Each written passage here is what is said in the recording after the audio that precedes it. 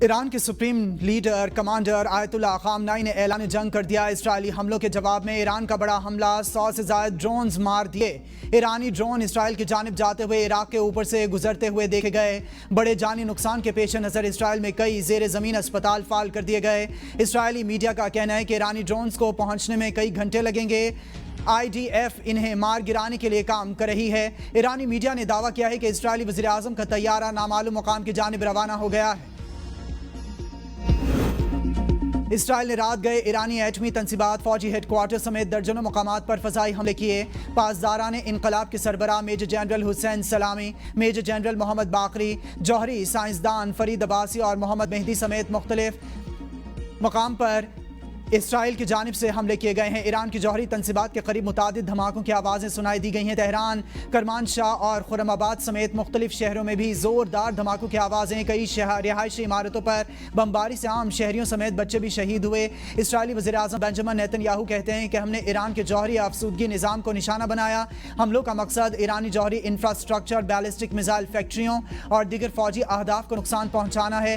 جتنے دن بھی درکار ہیں یہ آپریشن جاری رہے گا۔ ہم اسرائیل کی تاریخ کے فیصلہ کن موڑ پر کھڑے ہیں۔ ہماری لڑائی ایرانی عوام سے نہیں، ایرانی آمریت سے ہے۔ اسرائیلی وزیر دفاع نے اعلان کرتے ہوئے کہا تھا کہ اسرائیل نے ایران پر پیشگی حملہ کیا ہے۔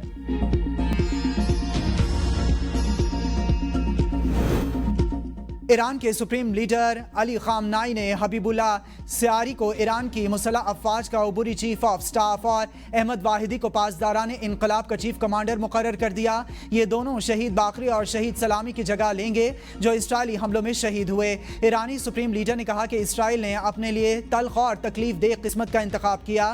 اس میں شک نہیں کہ اسے سزا ضرور ملے گی۔ اسرائیل کے ہاتھ خون سے رنگے ہوئے ہیں۔ اللہ نے چاہا تو ایران کی مسلح افواج کی مضبوط بازو اسرائیل کو سزا دیے بغیر نہیں رکیں گے۔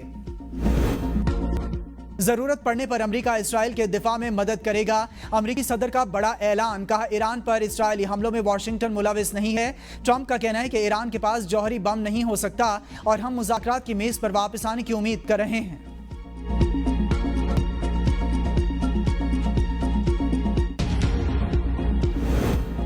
سعودی عرب نے ایرانی سرزمین پر اسرائیلی حملوں کی مذمت کر دی ہے۔ بیان میں کہا ہے کہ اسرائیل حملہ خود مختاری، حفاظت اور بین الاقوامی قانون کی خلاف ورزی ہے۔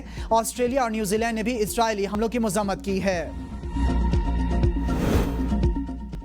چین نے اسرائیل اور ایران میں اپنے شہریوں کو سیکیورٹی صورتحال سے متعلق ایڈوائزری جاری کر دی۔ ایڈوائزری میں کہا گیا ہے کہ اسرائیل اور ایران میں رہنے والے چینی شہری ممکنہ میزائل اور ڈرون حملوں سے محتاط رہیں، حفاظتی احتیاطی تدابیر کو مضبوط بنائیں، غیر ضروری طور پر باہر جانے سے گریز کریں۔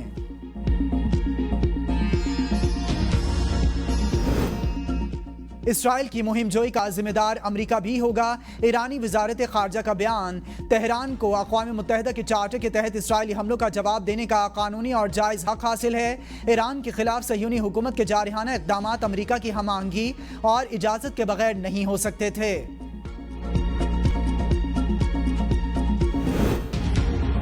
امریکی صدر ڈونلڈ ٹرمپ کی ایک بار پھر کشمیر پر ثالثی کی پیشکش، کہا کشمیر کے مسئلے کے حل کے لیے کچھ بھی کر سکتا ہوں۔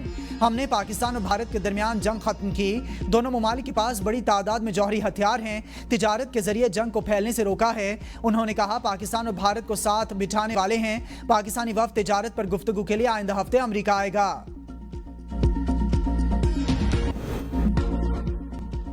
بھارت نے متعدد بار ٹرمپ سے رابطہ کر کے موقف سے پیچھے ہٹنے کی کوشش کی۔ بلاول بھٹو زرداری کی ایگمنٹ رائل انسٹیٹیوٹ برسلز میں خطاب کے بعد میڈیا سے گفتگو، کہا کہ امریکی صدر نے بھارت کی بات نہیں سنی۔ ہم ان کے شکر گزار ہیں کہ وہ آج بھی امن کے ساتھ ہی کھڑے ہیں۔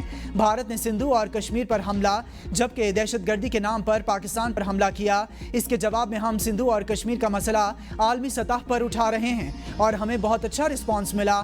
ہم ابھی بھی امن اور مسئلہ کشمیر کا حل چاہتے ہیں۔ کشمیر کا مسئلہ تقسیم کے ساتھ شروع ہوا تھا، برطانیہ نے یہ مسئلہ ہمارے لیے چھوڑا اور آج اس کی وجہ سے دونوں ممالک جنگ کے دہانے پر پہنچ چکے ہیں۔ بھارت کی جانب سے اسلامو فوبیا کے نام پر ایک بیانیہ اور جھوٹی کہانیاں گھڑی جا رہی ہیں اور ہم ان سازشوں کو عالمی سطح پر بے نقاب کریں گے۔ پاکستان کا اعلیٰ سطح کا پارلیمانی وفد برسلز میں یورپی یونین اور بیلجیم کے اعلیٰ حکام سے ملاقاتیں کرے گا۔